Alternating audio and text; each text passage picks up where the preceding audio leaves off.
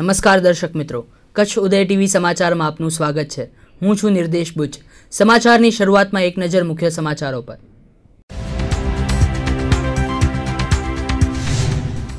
શંકાસ્પદ સ્વાઇન ફ્લૂથી ભુજમાં ત્રીજી વૃદ્ધ મહિલાનું મોત। આજે વધુ એક પોઝિટિવ કેસ નોંધાયો। સામત્રાના 70 વર્ષીય વૃદ્ધાનો રિપોર્ટ પોઝિટિવ।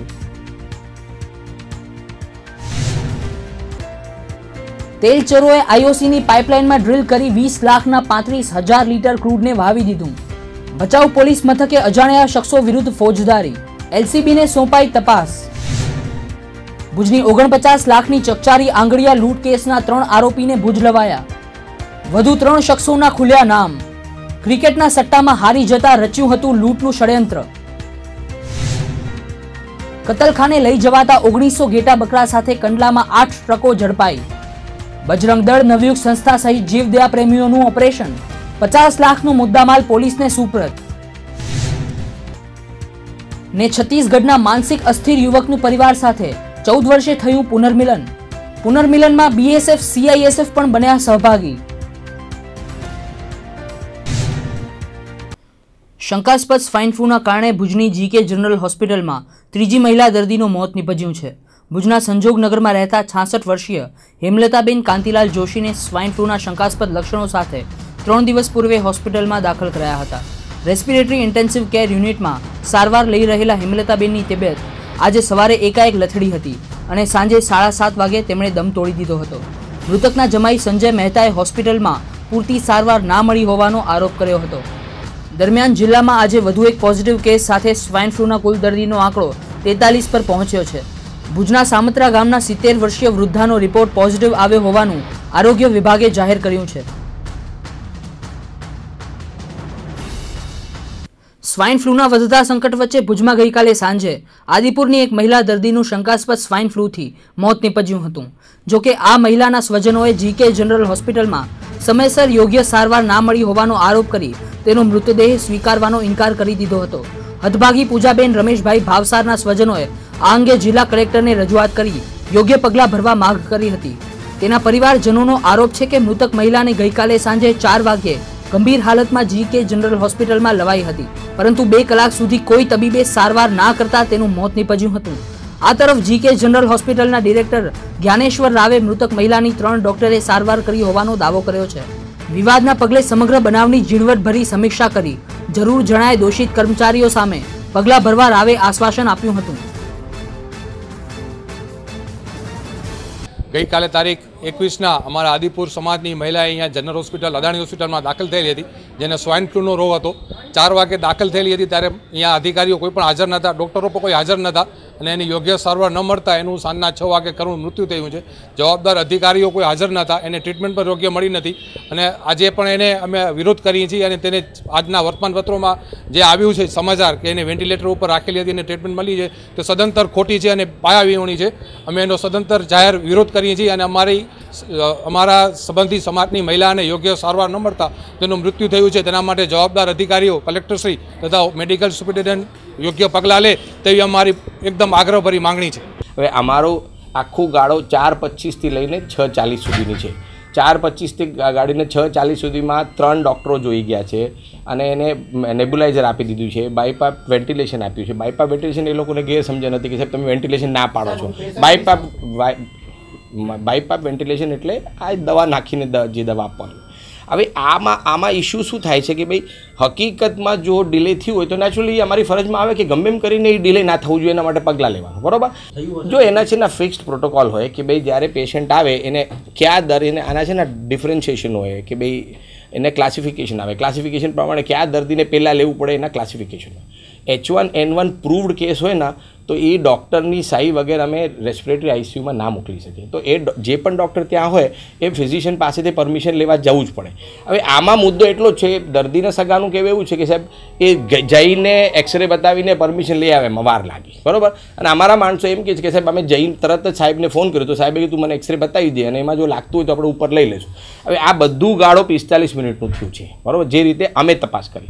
છતાં અમે ઝીણવટથી તપાસ કરશું કે અમારે એન્ટ્રી ક્યારે બોલે છે ઓલામાં છે, અને અમને લાગશે કે ભાઈ જ્યાં કોઈ એવું માણસો છે જે લોકો આને લાઇટલી લે છે અને કડક પગલાં લેશું અને કાઢી મૂકશું, બીજાને મૂકશું, હજી સ્ટ્રિક્ટલી ફોલોઅપ કરશું, એની ઉપર મેનેજર્સ મૂકશું, હજી સિસ્ટમ ટાઈટ કરશું કે ભાઈ દર્દી આવે ને તરત તેને સારવાર મળી જાય. ગઈકાલના ફિગર્સ જે કલેક્ટર સાહેબે આપ્યા હતા એમાં 36 કેસ પોઝિટિવ આવ્યા છે, એમાં 24 કેસ સારા થઈને ગયા, એ બધા GKGHના છે. જો આપણે એવું કહીએ છીએ કે ભાઈ GKGHમાં નથી કાંઈ સારવાર કે તો 36માંથી 24 તો ફિગર તો ઘણો સારો છે ને. બાકીના 36માંથી આજની તારીખમાં તમે જોશો કે ભાઈ 30% અને 70% છે. 70% કેસો તો અહીંયા જ આવે છે. આજની તારીખમાં જે 6 બેડ હતી એને બધા અમે 14 બેડ કરી નાખી, 2 વેન્ટિલેટર હતા, હવે એના 5 વેન્ટિલેટર કર્યા.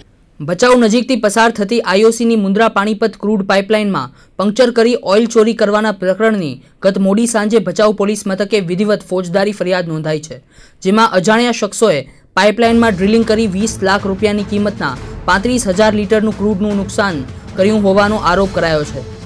તો સમગ્ર ઘટનાને ગંભીરતાથી લઈ પૂર્વ કચ્છ પોલીસ વડાએ આ પ્રકરણની તપાસ લોકલ ક્રાઇમ બ્રાન્ચને સોંપી છે.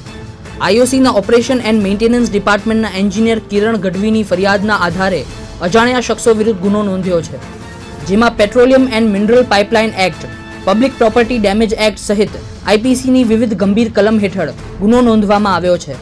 ઉલ્લેખનીય છે કે ભચાઉથી 4 કિલોમીટર દૂર આવેલી અણુશક્તિ કેમિકલ કંપનીની પાછળ ઓઇલ ચોરીનો પ્રયાસ થયો હતો.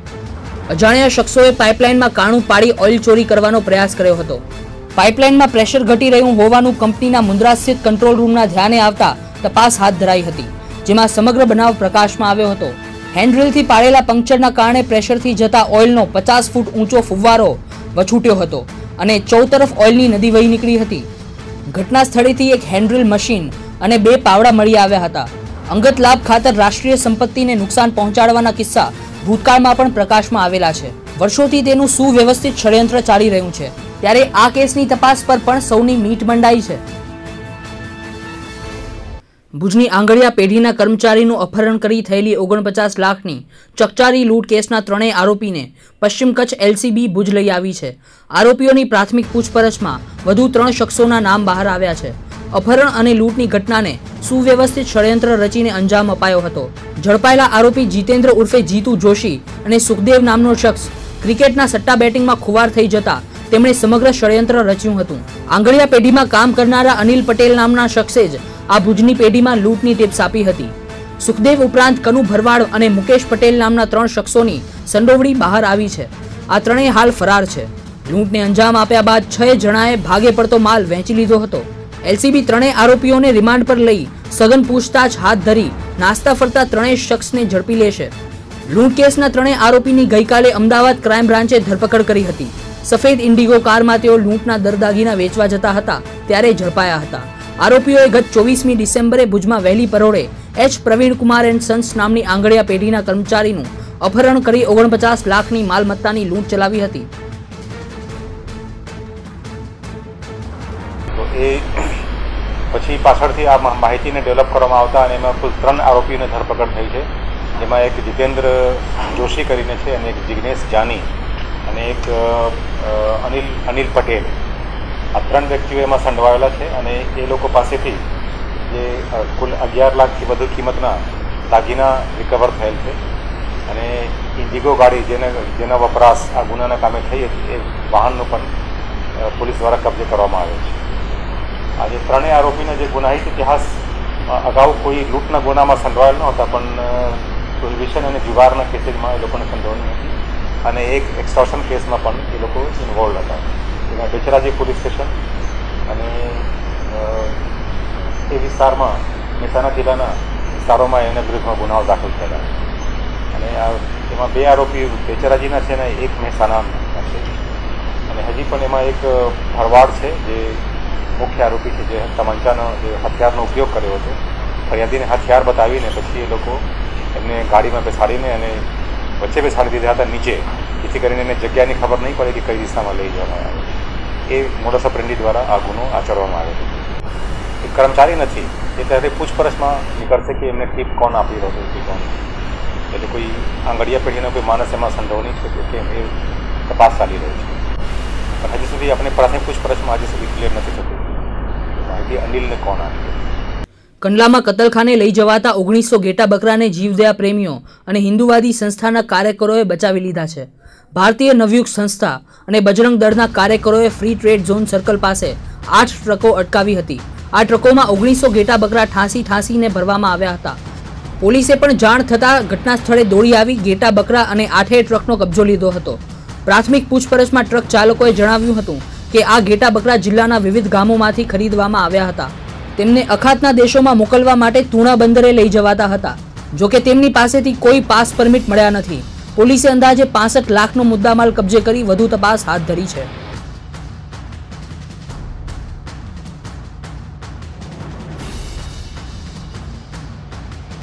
સમાચારમાં સમય થયો છે એક વિરામનો.